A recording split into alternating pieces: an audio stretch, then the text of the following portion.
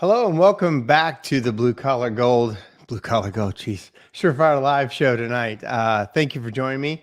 It's been one of those long days, been one of those meeting days. It seems like on Tuesdays I have meeting after meeting, and it's death by meeting. But this is my favorite part of the Tuesday, so thank you for joining me tonight. We have special guest John Caesar, friend of mine, co-board member, fellow chimney sweep owner and entrepreneur, and he always has great things to say and great insight on our industry. He's also a podcaster, and so we'll talk about that tonight.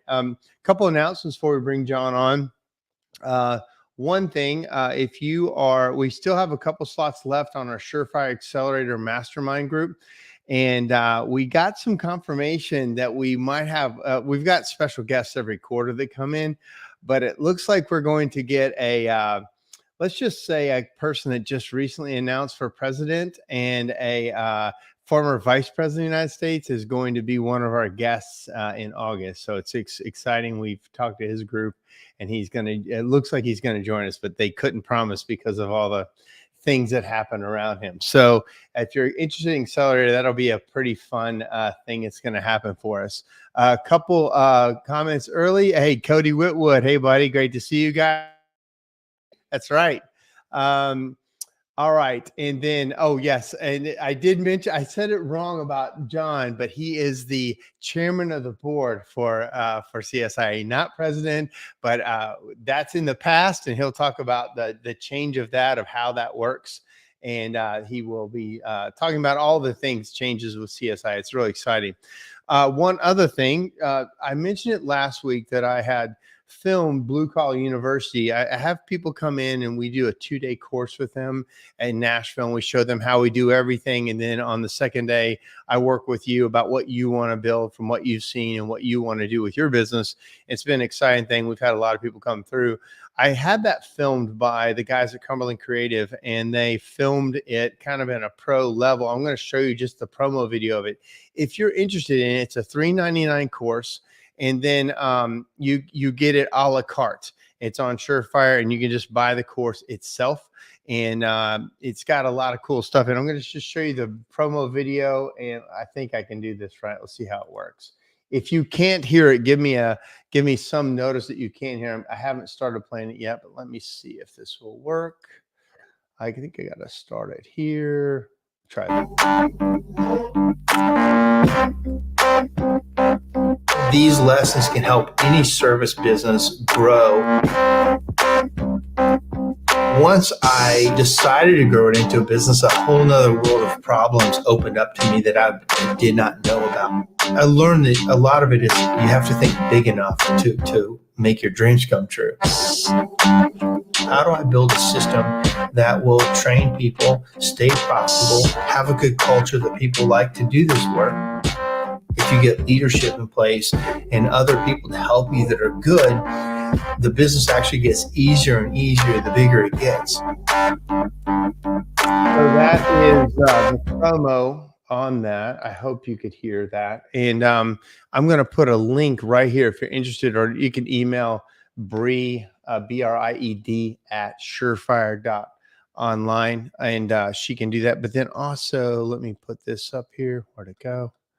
Right here. So this is Bree's email, BRIED at surefire.online, if you want to speak with her or show anything about that. And then this is the link if you're interested in that. It's SureFire, www, got to put that in there, www.surefire.online/online-courses. And I'll put that back up in the show. So enough promo. Let's bring on Mr. Chairman of the board, John Caesar. Hey, man. Hey, Mark. How are you? I'm good, man. How are you doing? Good. Thanks for having me. Thank you for being on here, man. It's always a pleasure. I know how busy you are. You have so many things going and so many irons in the fire. And literally, you were speaking before the show like your area's on fire. What's going on up there? Well, we're not on fire necessarily, but it smells like it. It feels like it.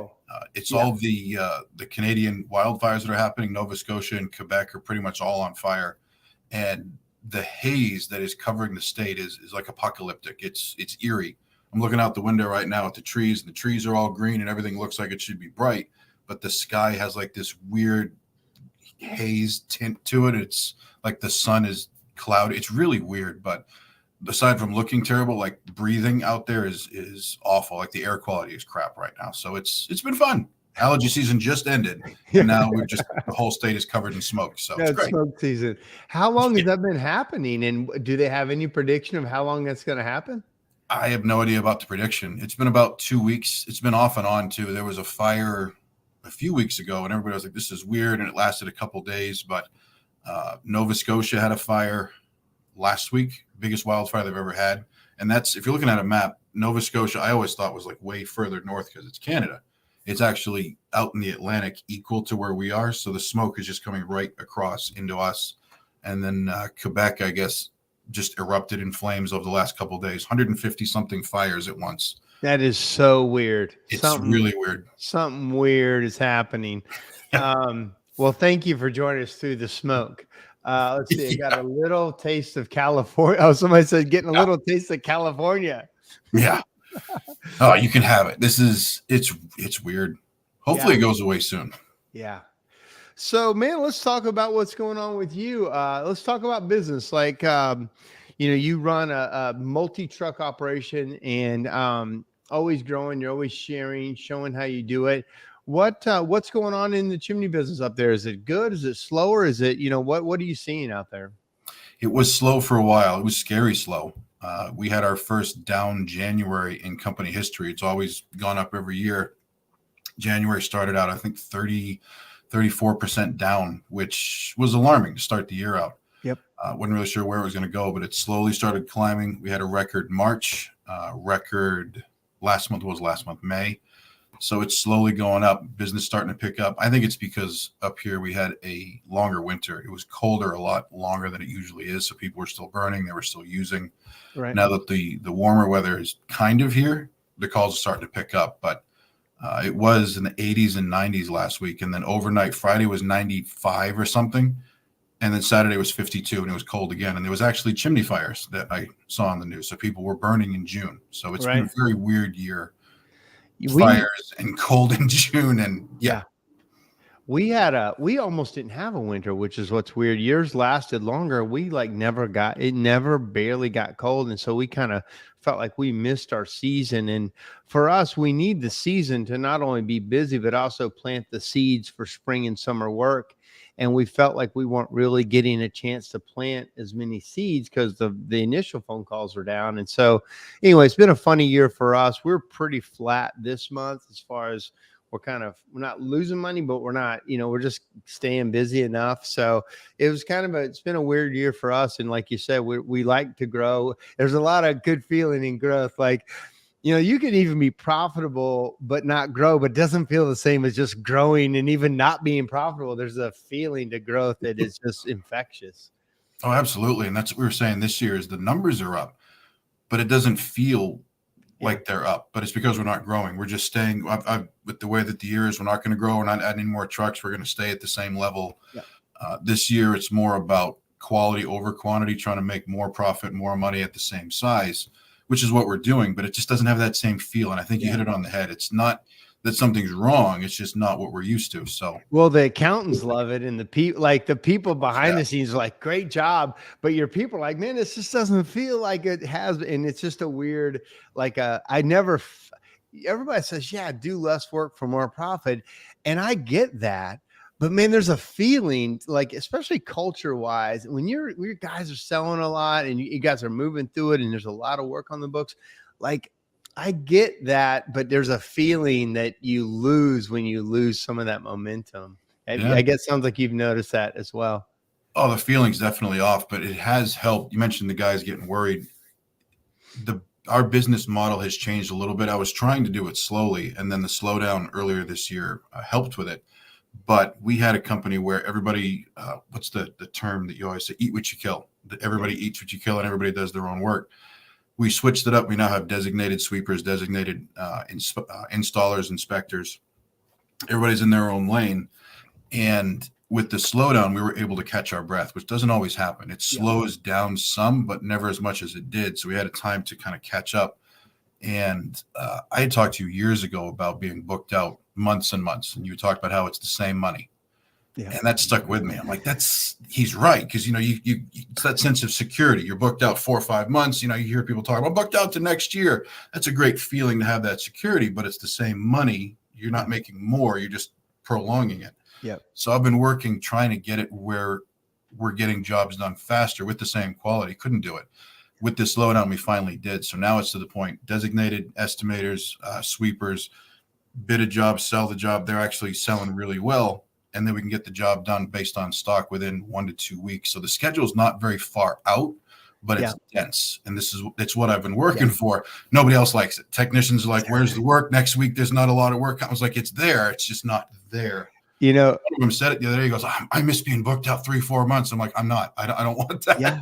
It's a weird thing. Like I've got some friends from Scotland. They're chimney guys, and they're booked out like really far. And I told them the same thing. I said, really, this sounds crazy, but all you really need is tomorrow to be full. That's all that really matters. If you cut it down to bare bones. Now, nobody likes that for sure. I don't like it.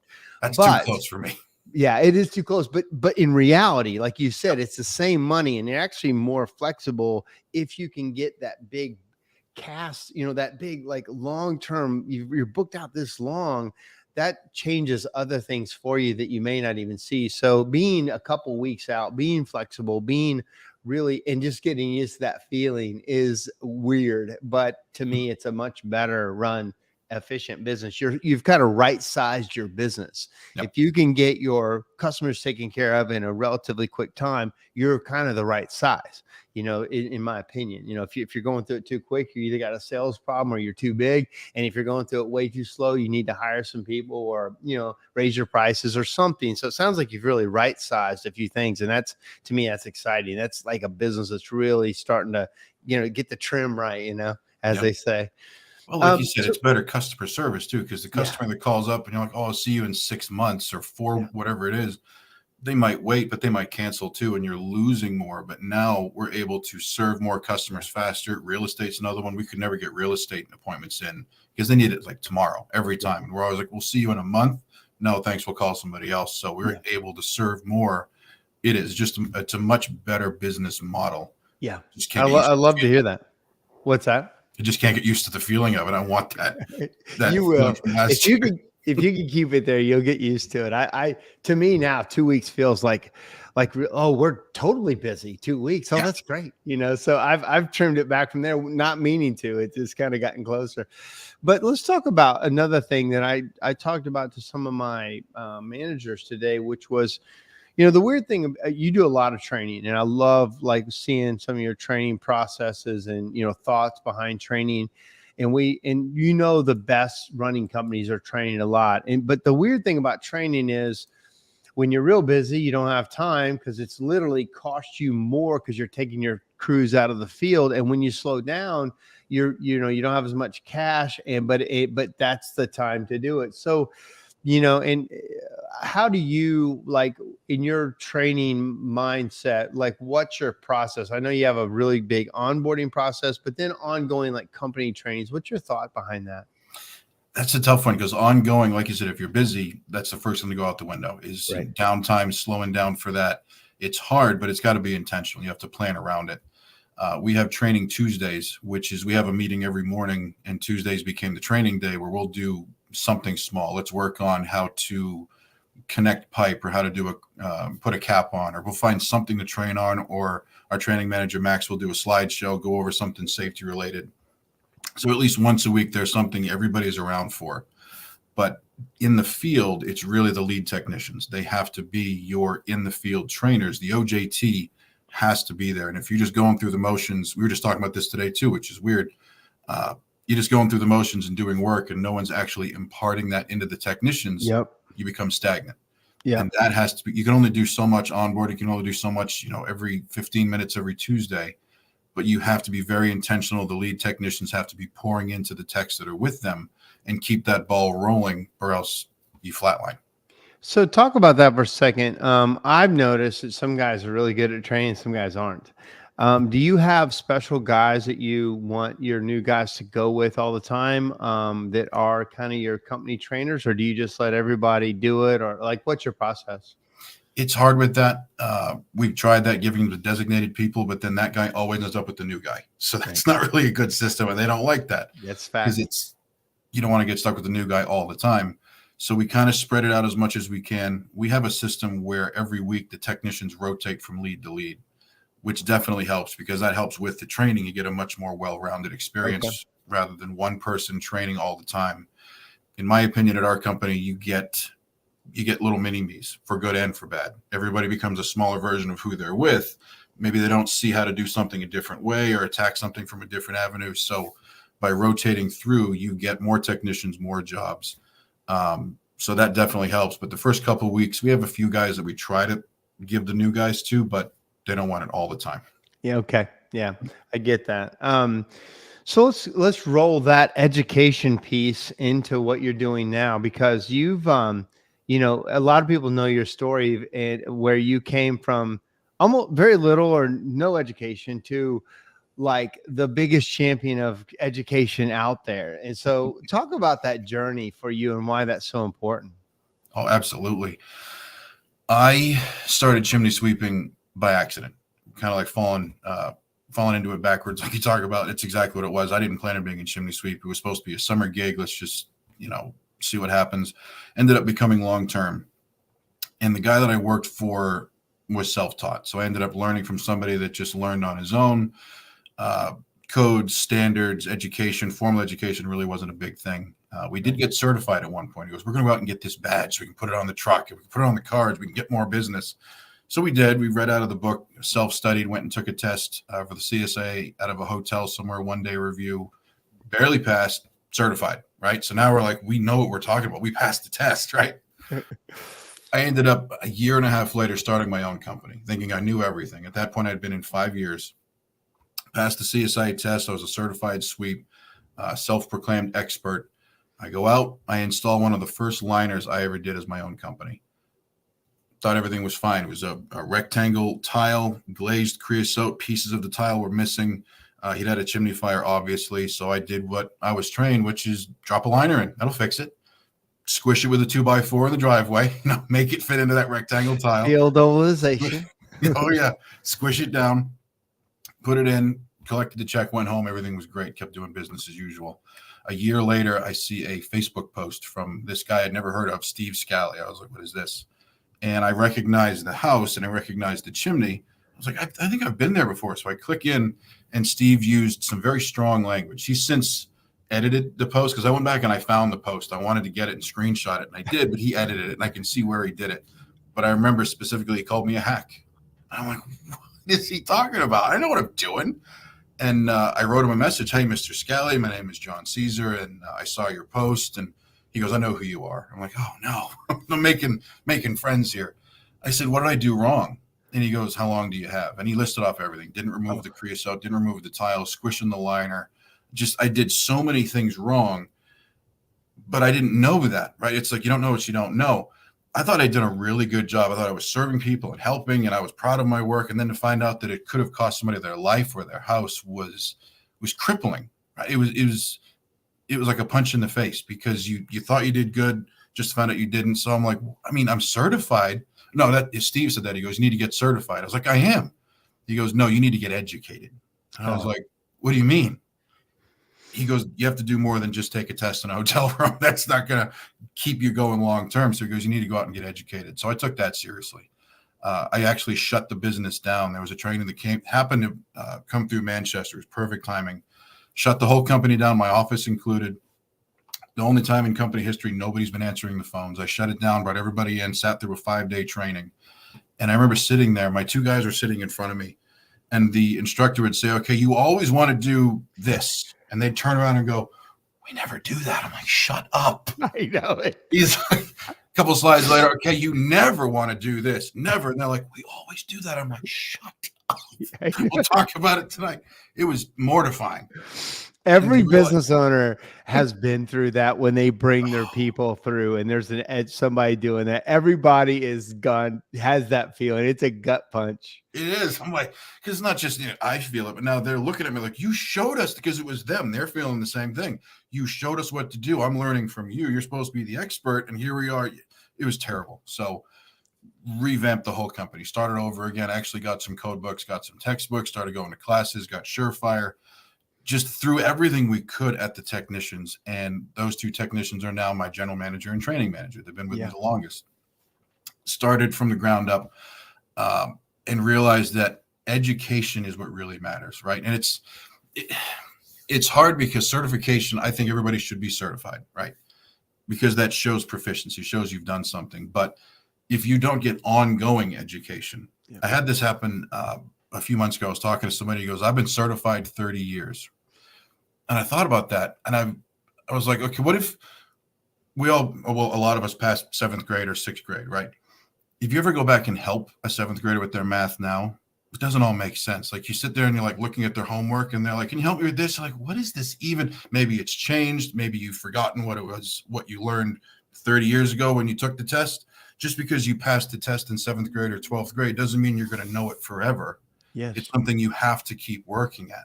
Yeah. And that shows with my general manager, Rick, right? Rick went and got certified. We were in Portland at the convention, and he's now running my company, right? When I go off on business trips and doing all these things, Rick is here running the company.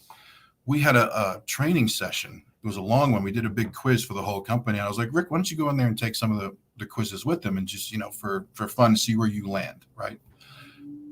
Didn't do good at all. I'm not going to say he was at the bottom because he might be listening, but he was mad. He's like, I don't know any of this.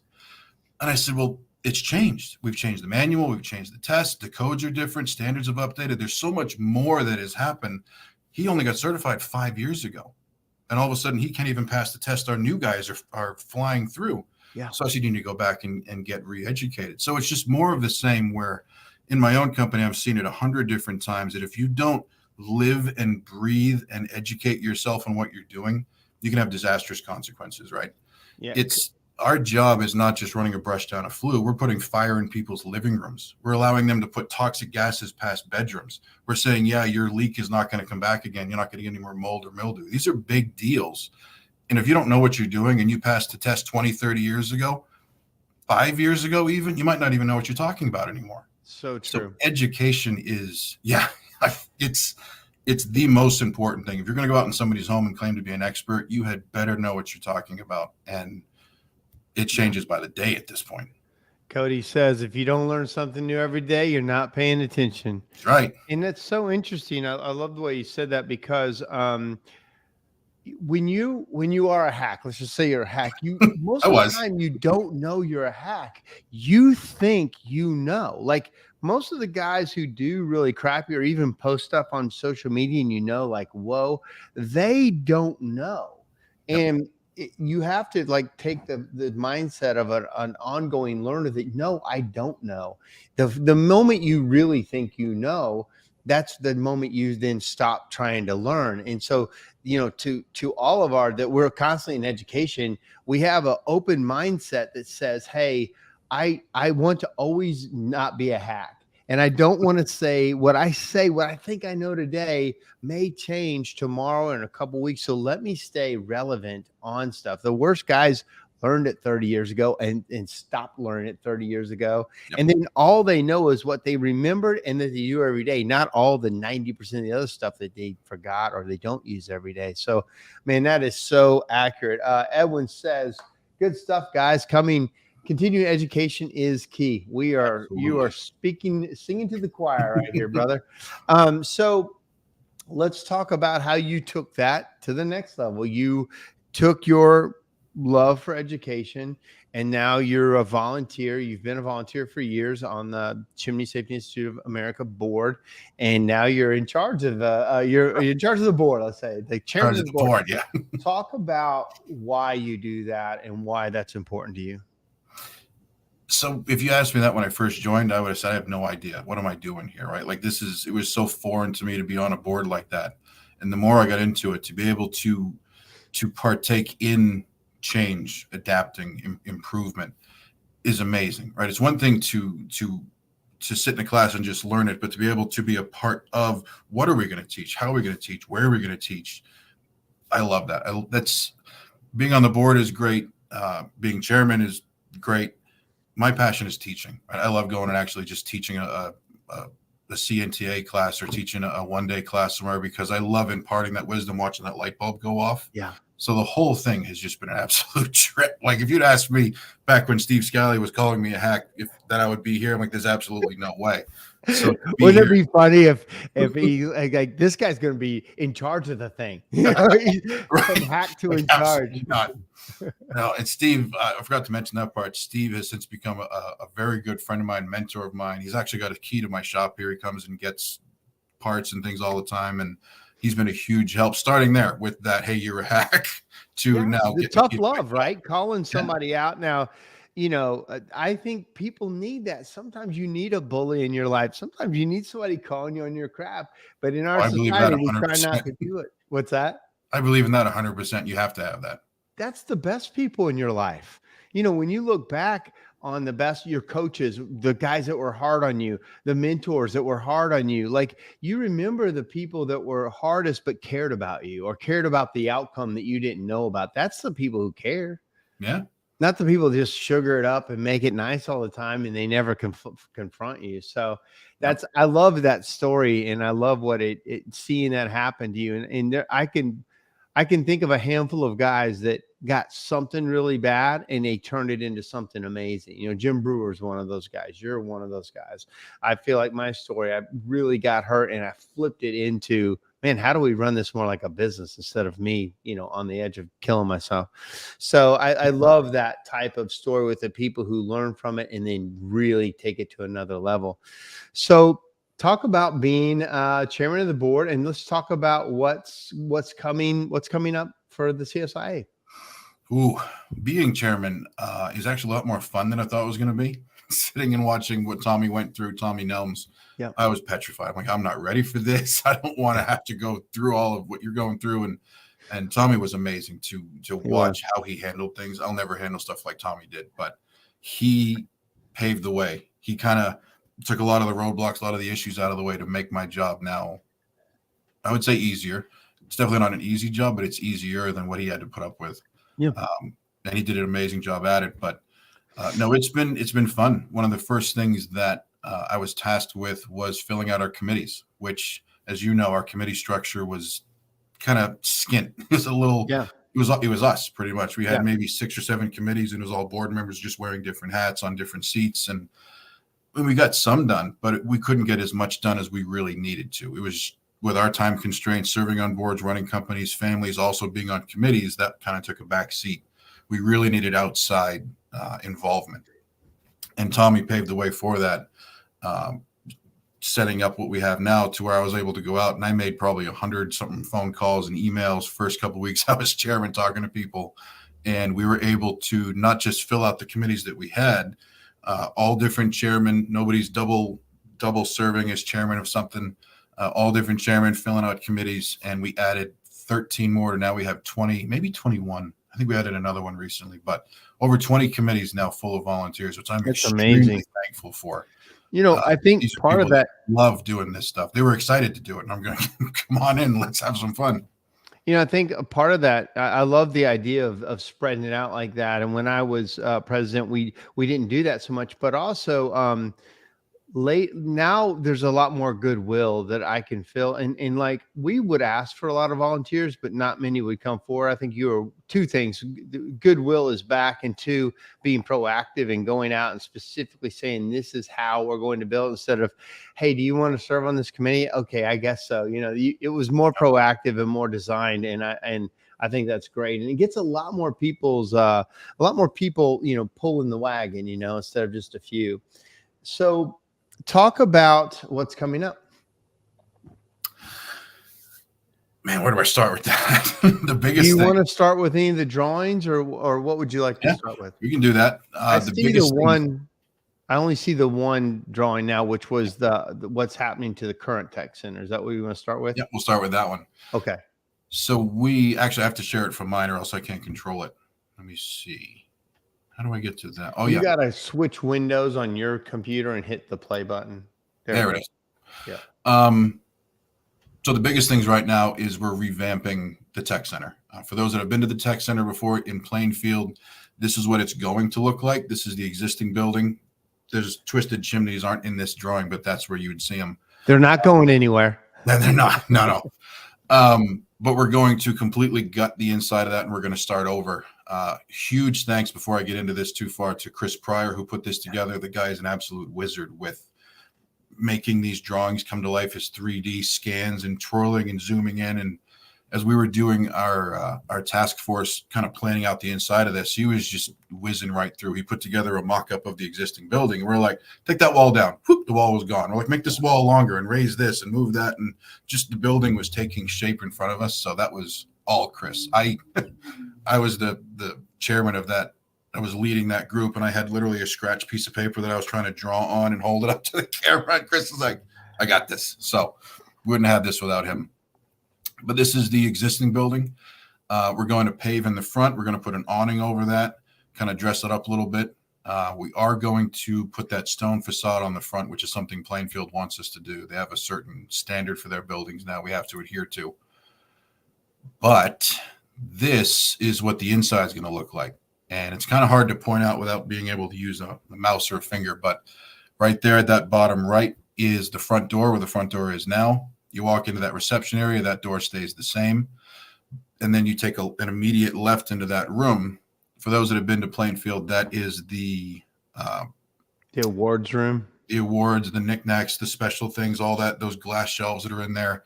That room is going to be turned into kind of a locker room, because this existing building is going to be for hands-on predominantly. Nice. So if technicians want to put their boots or their hard hats and gloves, and they want to change them to a different set of clothing, whatever it is, we're going to have lockers set up in there so people can store their equipment. You head into that bigger room there that's connected to both the locker room and the reception area. That's going to be a smaller classroom, kind of close to what we have in there now. Maybe 30 people or so can fit in there. Just for some short classes. Kind of think of Chris Pryor's masonry class for those that have been through it. He's got maybe a couple hour slideshow, and then he goes out and the rest is hands-on. That's where the slideshow would happen. And then you walk out into that big long room that's over there, and that is going to be the new hands-on center for the CSIA. Let me play this and we'll spin it around. This room right now is where the existing classroom is, and then there's that big wall at the back of the class, and then it leads out into the lab. The lab's got all the different fireplaces and stoves and everything back there. That wall's coming down, just going to turn it into one big wide open room. Nice. As you mentioned, the twisted chimneys are staying. Those aren't going anywhere. However, the chimney in the back, the big one that's in that back corner, that is coming down. Mm-hmm. It's awkwardly placed. It just doesn't work with what we're trying to do. It took up too much space, honestly, to leave it in there. We did try, and it takes up too much room. So we're just going to take it out, start over. But we'll talk about those roofs there too. It's funny. This comes full circle with you, because I went to your shop a couple of years ago. I think it was 2020, a long time. I went out there and I saw the roof setup that you had in your shop. You've got a big roof setup for roof access and ropes and all that. And it's got offices underneath it. I went there and saw that, and I was like, we can do that at our place, which then led me back to my place, which the training center we have at Caesar Chimney was built based on seeing yours. Yeah. We then took that and turned it into this. So it's come full circle. Oh, that's funny. Yeah. And we're going to put the same thing in there. We're going to have roof access inside, because that's one of the bigger issues we have with that is always finding somewhere that's weather dependent. If it rains or if it snows or whatever, you can't do it. We're going to have roof access training inside. I love that. How that's going to look is still up in the air. We've had discussions about making it on hydraulics, which is really cool, instead of just being out in the open and being there permanently, where it can actually change pitches and it can rise and it can lower. And when it's not being used, it can be flat against the wall. So that could happen. We'll see how crazy we get with that. But at the end of the day, what we're going to have is the ability to train roof access inside at the CSIA. And then if we spin this around, you can see the beginnings top right of those are supposed to be fireplaces, but that entire wall from those fireplaces to the locker room, we're going to try to put every appliance that we would service in the field. Obviously, fireplaces, masonry fireplaces, factory built fireplaces, wood stoves, pellet stoves, boilers, water heaters, and dryers. Definitely, we're going to build as close to a lifelike mock-up of like a normal dryer closet like you would find. They're never sitting out in the open like you want them to be. Right. They're always in somebody's closet or stacked or behind something. Yeah. Not really easy to access. So John Bentley is going to help us create a lifelike mock-up for the dryer vent training as well. But anything that we would service in the field, we're going to try to get in there. We're not sure if they're going to be usable yet. That's still up in the air. I would like to cut holes in ceilings and walls and start venting Class A and B vent and dryer vent, and we're going to try to, but it depends on if we're going to be able to or not. But sure, as close to realistic as we can. Anything we can train on, we're going to be able to train in-house, probably throw some little wrinkles in like Chris did with the prior structure, make them not so perfect so you have to navigate. But all of that's going to be in there. The middle is going to stay pretty much wide open for hands-on trainings, masonry trainings, Class A trainings, whatever we want to put on, flashing trainings, just to be kind of a hands-on workshop in there. So complete gutting. All of these back offices, by the way, bottom of the screen right now, all of those stay. That's the kitchen, that's the bathroom, storage. All those stay the same, just everything from there up. It's going to be gutted, but just make it anything that we do in the field, we will be able to train on at the CSIA. Man, that's so needed. So good. Instead of a hotel room, right? Yeah.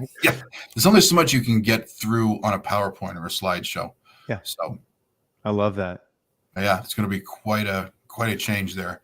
Well, great job on that one. And I know this is a double entry, but that's exciting. Yeah. Oh yeah. I'm really excited for what we're going to be able to do. This, can we see that? Is that showing up? Yes, I can see it. Yep. Perfect.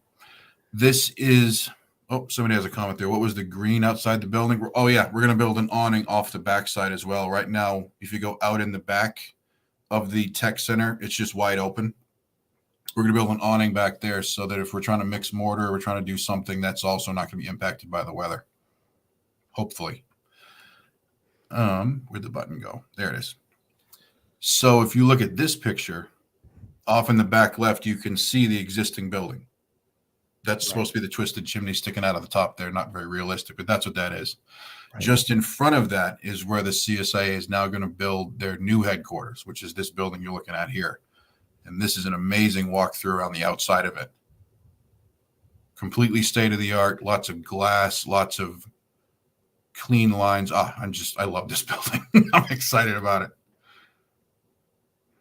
Yeah. Just waiting for it to scan around here. I don't have control over where it's going. I'm just playing the video. It's just kind of that's a big outside fireplace right there, right? Or it is. That's going to be a see-through gas, I believe. Yeah. My sticking point is I want that all brick. When they sent back the designs with the stucco and the metal up there, I don't think that speaks to chimney history or even chimneys in general. I want that to be very brick. So we're working on that. So before anybody comments on that, we're going to try to get that brick. And then also, I think some company in Nashville is going to make a cap that's going to cover the top that I heard. Yeah. Gold plated. Ooh, yes. All right. Now, as we go around the back of it, these windows you're seeing right there, all of those bay windows, that is looking into the new classroom, theater style, 120 seat auditorium. And when they say seat, that's if everybody was, I think it's 3 per table. You could fit 120 people seated in that room. If you have standing room only, you can fit a lot more than that. But that's going to be the new training classroom for the CSIA. A lot more space, a lot more opportunity. Yeah, a lot more technology too. A lot more screening and computer connectivity, and yeah. Oh yeah. If I can speed this up, I mean, most people know this, but CSI, when the founders, bought this land, they bought 2 lots, but for the entire time, that second lot really wasn't used. And there have been times to trying to use it, but budgeting and money and all this, and it's finally come to fruition that it's time, and it's so cool. This back here, I'll stop it there. Little patio section off to the side for lunch or breaks in between classes. But this black building at the end of that road on the left there with the door, On the other side, you'll see that's going to be a 3-bay garage. And the middle door, when that opens up and this door opens up, becomes a drive-through. So we can access the back. This road, you have to kind of imagine where you're standing here. If you're standing at this point, the tech center is behind you. The prior structure is behind you. If you were to follow this road back over this left shoulder, it would drive right into what is now the factory built building that we have set up for factory built rip out and replace trainings. Unfortunately, that building does have to come down. Yeah. There's been easement issues, there's been permit issues, but the biggest issue is the fact that it's leaking like a sieve. It's actually, some of the walls are bowing and water's getting in, and it's just unfortunately has to come down. So all the work that was put into that, we're going to take that down and move a lot of that indoors to what we were showing before with the fireplaces against the wall. But what they want is for that to be completely drivable through, so we can cart things over like materials, bricks, mortar, whatever we need to be able to drive from the tech center parking lot to the parking lot on the other side of this building. Yeah. Love that.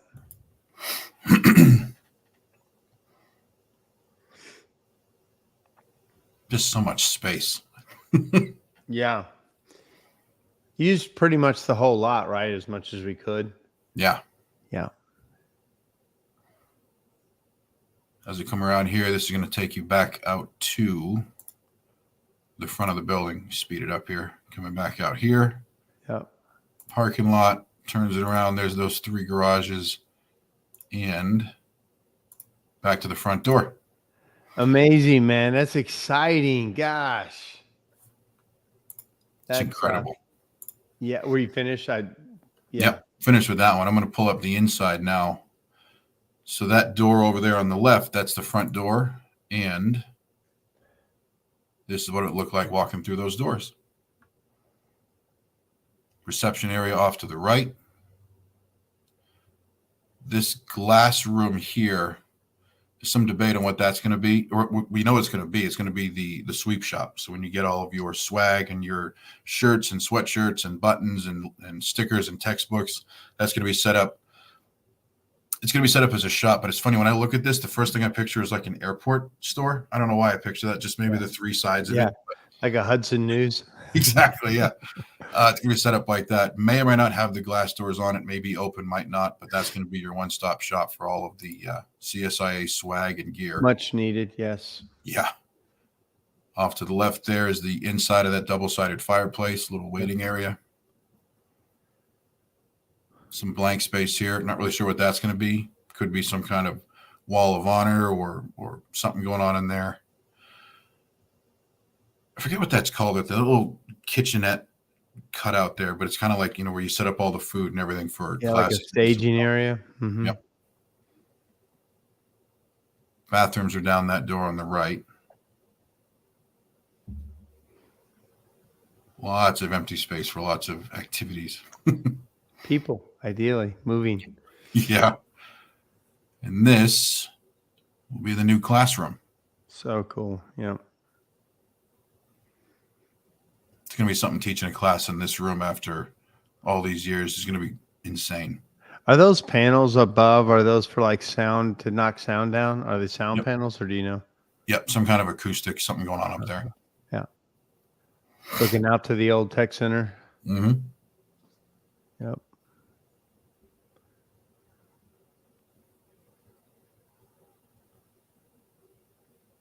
A lot more room for screens and all that stuff in there. Mm-hmm. 120 seats in this room. And then speed it up a little bit more. You go out the door and across the hall into these 2 rooms, and you've got your conference room, meeting room, board room. Pretty sure we're going to spend a lot of time in those rooms. And I believe the wall between those comes down. I can't remember, but it might be able to be made into a bigger room. Mm-hmm. And then back here, and the way Bill Wald, our CEO, was talking about is this is made up for kind of more behind the scenes look. Like usually you want to bring stuff into a classroom, it's all done like in the middle of everybody, but you have that hallway there. So you could bring food, you could bring materials, you can bring stuff through, and you're not walking through the hallway that everybody else is trying to get to the class in. Then back here, this is the CSIA staff offices. Yep. Back here gets a little bit more fuzzy for me. I'm not sure exactly what's going on. And the last time I showed this video, I got lost. I was going to turn around like, wait a minute, where are we in the building again? But just different offices, some open office workspace, some of the CEOs or some of the education or the EDs, their own offices back in there. Yep. This door here on the right, excuse me, I forget what it actually is, but it also doubles as a safe room or a storm shelter. Yep. Got to have that in Indiana. Yeah, for sure. And then back here, I think this is another conference room. Suspense is killing me. Yep. Another conference room, boardroom. No, this is the kitchen. I did that last time too. Well, it starts off looking like it's a boardroom table, but it's the kitchen. Yeah. But it's more of the staff kitchen. You've got like more of a serving area for the students. Exactly. It's more out where they are, or a serving area where it's like a pass through where they can eat but not have to come into that room. I guess more of like a staff cafeteria. Yeah. And here's the back of the reception area. Mm-hmm. So cool. And then this loops around through this door, take a left, and you're back at the front. Man. So when's it start? And when's the projected end? From the day we start building, 13 months. There was talks of us doing both buildings simultaneously. I think last talk, that's out the window. We're going to go with a consecutive, not concurrent build. So we're going to do the new building first and then redo the old building after that. But 13 to 15 months total. We're looking to break ground either August, September of this year. That's so cool, man. I mean, it's a long time coming. A lot of people who have been CSIA fans love to see, gosh, it's cool. And even, for so long, the thought was, who wants to come to the middle of Indiana, the middle of the country to go to training? And there was some of that thought. And then there's a lot of remote training, a lot of, all training, all education is good. But now that there's been a lot of that, I feel that it is a real need for like a mecca of the place that really does it differently. And I think this is just going to be epic. It's world-class, man. I mean, it's world-class. It is. And it's got so much more implications than just in the chimney industry too. Realtors, Bill's been talking to getting realtors out for classes that they need, home inspectors. Yeah. He's making a lot of inroads and friends with the people in and around Plainfield. Chamber of Commerce has already been out to our existing building. There was something else too that he was doing there, but just a lot of different things that we could use that for. And like you mentioned too, still a lot. We're going to do a lot more of the mobile training. That's caught on too, because as big and as great as this is, people still like stuff in their backyard. So as much as we can get out to people, that works even better. Especially the West Coast. I was just out at Portland a couple months ago, and it's hard. I told them that when I was out there. It's hard for an East Coast person to go west, and it's something they've been saying for a long time. Is you guys never come out here? You don't pay attention to us, and I'm like, you're right, but man, it's hard to go out here. It's like recovering from that 3-hour time change. It took me a couple of weeks. I was just dragging, but it's needed, right? It's absolutely needed to get out there and to get face to face with them. So Lewis Lee, former president now of the Oregon Chimney Sweep Association, I talked to him, and he's going to spearhead kind of the CSIA of the West. Nice. And we're trying to put on CNTA schools in Portland, Reno, and Phoenix. Maybe this year, maybe next, but as soon as we can, because we need to get out there. Yeah. Good stuff. We got a couple comments. Had an exciting stuff comment. I can't quite see who this is. Sorry. Also, who would have thought 23 years ago when we bought the land? So obviously this person has been with it a long time ago, but somebody thought about it. Somebody thought this could happen, or they wouldn't have bought a double lot, Right. And at the time, it was in the middle of an industrial park and not a lot around. Now that area has grown a bunch. And here's Diane saying, very well planned out. I remember our building was the only big building in the industrial area. Yeah, it was in the middle of nothing by the airport, and now a lot of stuff has been built up. And here there's other now codes and different things. And so talk real quickly, the Twisted Chimneys. had a little structural issue in them, though, right? There's a little issue that's got to be fixed now that we got into it. What's got to happen with that to make sure it remains? We got to get in there because it's been clad too. I know Matt and Russ were trying to get up into the walls and the ceilings, trying to see what was going on. There were some questions as to how it was built, what the actual inside structure underneath the twisted chimneys looked like, what it was made out of. Nobody really knew. So Bill's been talking to people. I know he talked to Steve Scally, trying to get more information about it. I don't think that the chimneys have the issue. I think if I remember, it's the roof. Maybe. Okay. The metal roof just above the chimneys is leaking. We got to go up there and fix that. But yeah, there was some paperwork issues with that too, with when it was built. That were those permits and all that stuff. Who needs a permit? Nobody needs that. So Bill has been fighting for those that are worried about the chimneys coming down. Permits weren't pulled when that was made, and now that we're doing work and we got Chamber of Commerce and city people and senators coming in, we got to make sure it's done right. So Bill has been going to bat for that chimney a lot, going in and getting stuff done, kind of retroactively getting and apologizing, but we're going to make sure everything is buttoned up for that so they do stay. Here's Robert Huda. He was there.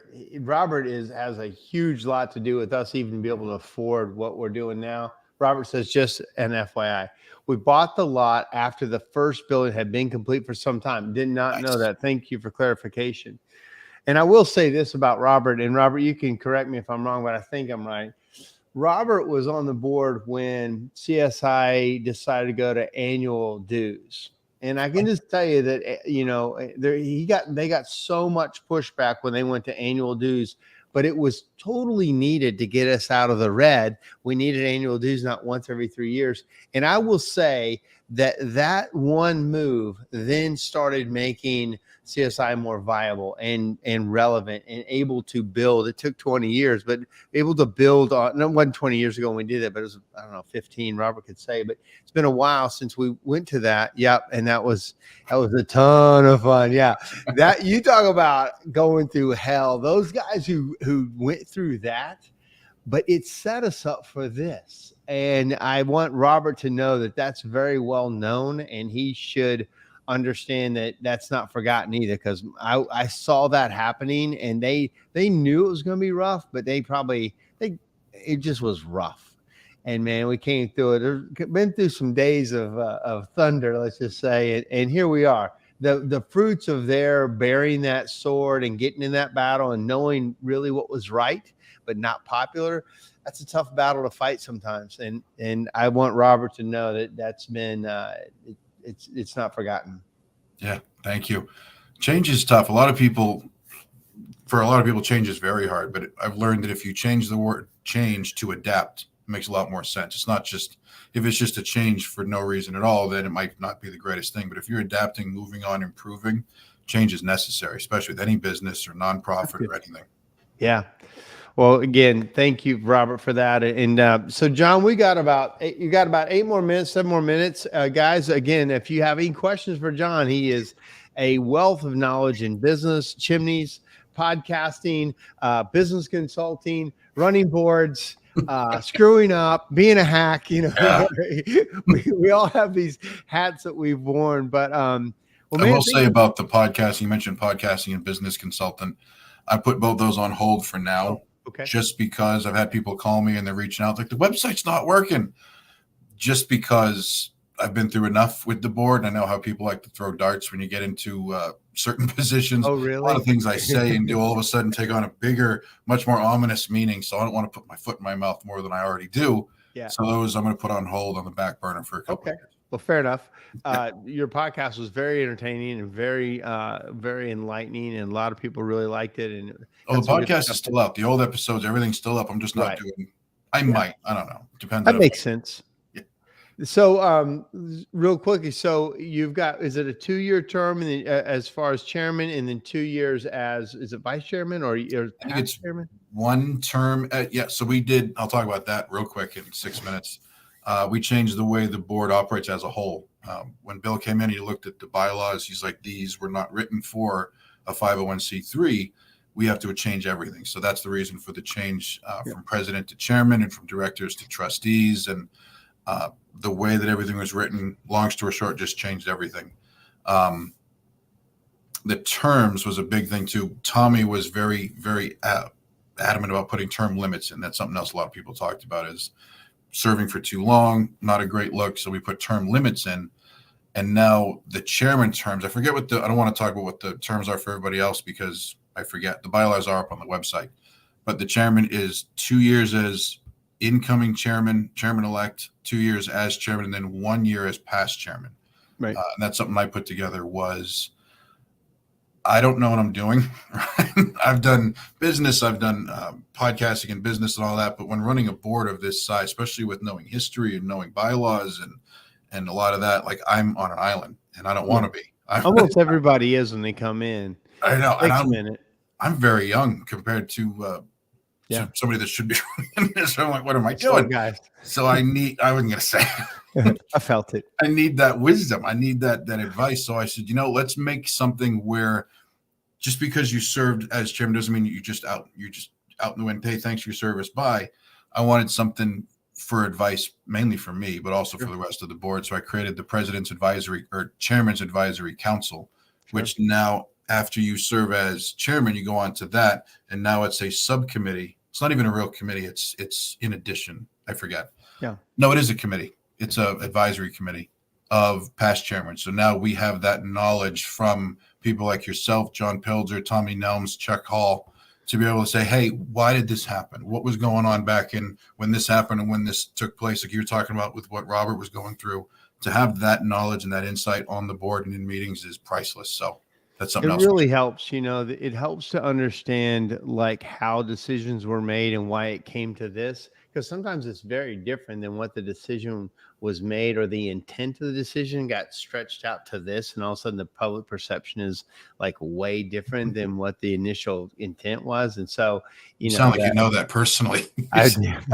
had a few of these things happen, but I think that's very wise. I think, again, to keep the people around, just so you know how things work and why it was decided and what led to this, because sometimes you can't play it all. Your decisions today, you can't play them out 10 years, but all of a sudden they're villainizing you for something that was totally like made in our best information of the day and the best thing we had and the best plan we had. And what you really realize is when you look back at all the volunteers, man, they love this thing and they're doing the very best they have with the very best information they have at the time. And you can villainize them, but it's you now behind the scenes, you know what it is. And man, it's people that really care and they're just trying to do with what they know how to do, Well, it's hard to look at yesterday with today's glasses. Like what made sense, like you said, 10 years ago, all of a sudden doesn't fit now, which is why change and adapting comes into play. But real quick, and we're running out of time. You mentioned the word volunteers. It reminded me, if anybody does want to join the board, that's a lot easier too. We now have a website for that, jointheboard.org. Let me just type this in. Is it www.jointheboard.org? Yep. Okay. What that does, you throw your name into the hat, and Tommy created that was the separate committee. That was 5 people that are not associated with the CSIA board that then look in and vet and talk and vet people. I'm rushing and talking over my words. But they pick the best candidates. So now it's not you serve at the pleasure of the president or I handpick people or any of that. It's a process to get onto the board the right way. Honestly, I think it's a lot better. Anthony Valerio was somebody that was added that way, and it works really well. Mm-hmm. And if you're not ready to join the actual board yet, we also have a website for joining a committee. We can always use committee members. We got 21 of them now. We need as many people as we can to help, and that's joinacommittee.org. Okay. So if anybody wants to join the board of the committee, sign up. We'd love to have you. One of the things that's important to know about joining a committee is it is a lot of times a step toward, hey, this person is really working hard. This person really gets it. This person is really good to work with. This person has great ideas. This person does the volunteer work. And it's a nice step to go, yeah, man, they killed it yeah, we should consider them for another promotion versus somebody out of the blue or somebody you don't know at all and just come on. And so if you do join a committee, I highly recommend, working, and, getting after it and trying to work. Like I had up a committee, which is the ethics committee. Well, we can only work when we have a complaint. Once the complaint comes, then we can work. But in general, we're waiting for a situation. Hopefully we don't have situations. So that's why I like the committee. But it's a very good group of people. And you're going to find most everybody is a good group of people. And then that's what you try to foster, people who are good. But you don't have to all have the same idea. It's always good to have somebody that is a protagonist, or they have they think differently. That's good stuff. They think totally differently and they argue the points. And I always love that.